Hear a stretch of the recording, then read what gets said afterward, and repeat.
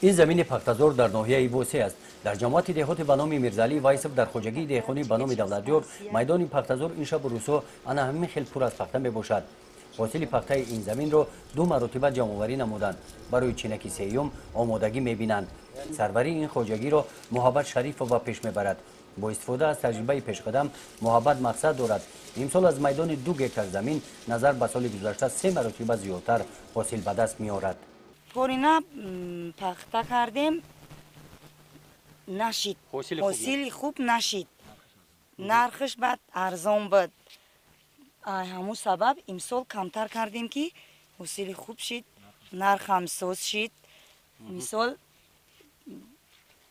یعنی درآمدش نظر زیادتر شد. ای پورینا امسال نخی پخته نرخش نغز سوز است. سال آینده همه خیلی زیاد میکنه چیز میکنه با کمتون دستگیری خیلی دستگیری یک طرف شود زنوده یک طرف باید دستگیری حتما شود که اخلاً قرض امتیاز شود یا یگون طرف یاردم شود که همینو ایوده کار بو 2 هکتار نکنه 10 هکتارش کند زیاد کند که خواجگیش هم بقوت شود همه جو با جو باشه و زندگیش هم پیش برود.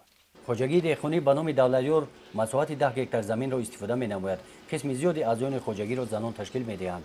این باغ در مساحت 3 هکتار و 50 سوتیق که از درختان گوناگون میوه دهنده عبارت هستند با مهنت زنان بنیاد شده است. همه زنان اگر با شرطی که بخواهند صاحب زمین شوند زمین روباری کنند چیز کنند ایوداش میبرند برای که شب روز که دوید مهنت کرده پای کار شدیم حاصل هم میشود فایده هم میشود زندگی هم میشود. زنان زمین را ثمرناک استفاده می‌نمایند. این محصولات پالیزی حاصل کشت تکراری میباشند.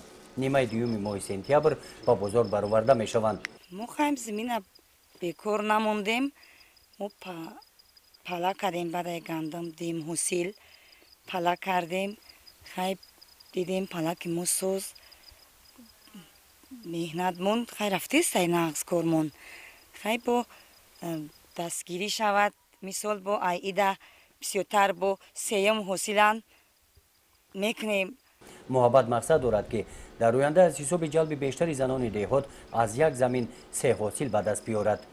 گزارش خواجه نظری خدای نظر زهروف از ناحیه واسه برای برنامه اطلاعاتی نوید.